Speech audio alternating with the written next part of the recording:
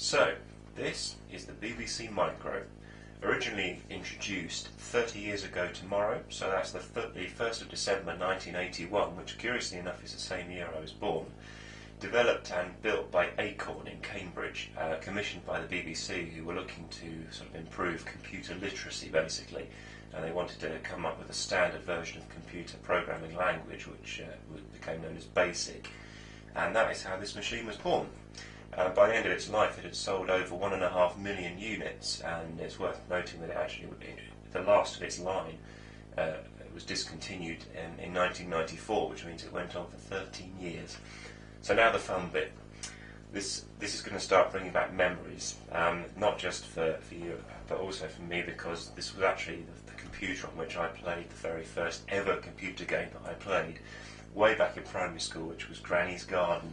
You know, the one where you had to be careful of the witch who was hiding in the forest. So, on button, and wait for the noise. Iconic noise, fantastic. And then you get the black and white screen, and even though actually, just to say, I mean, I really grew up with my Commodore 64, which came after this machine, but this kind of interface was something I got very used to. I also, however, got used to the noise that you get, the wonderful screechy noise. I mean, really, just listen to this.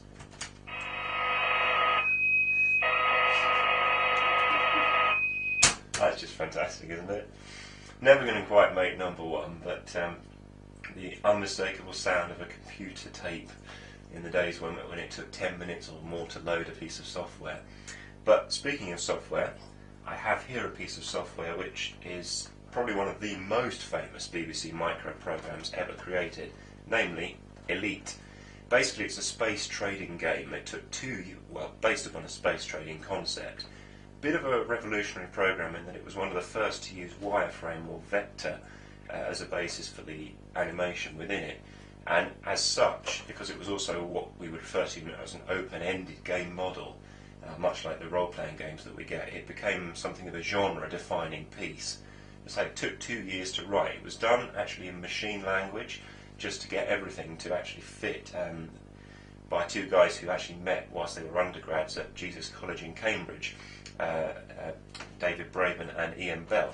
But this is what it actually looks like, and I feel like I'm like holding a piece of history here. So you open the box, the first thing you see is a storybook. How cool is that? A storybook with a computer game called The Dark Wheel.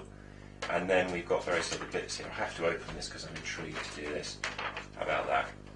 Not only do the ships have all shaped in polygons and what have you, but there's this wonderful kind of wireframe. That's just amazing, isn't it? Isn't that lovely? Probably a bit of retro. And then we have, what else have we got here? Postcard. Well, I guess you could call it a postcard. It's like a membership of the Order of Elite. How about that?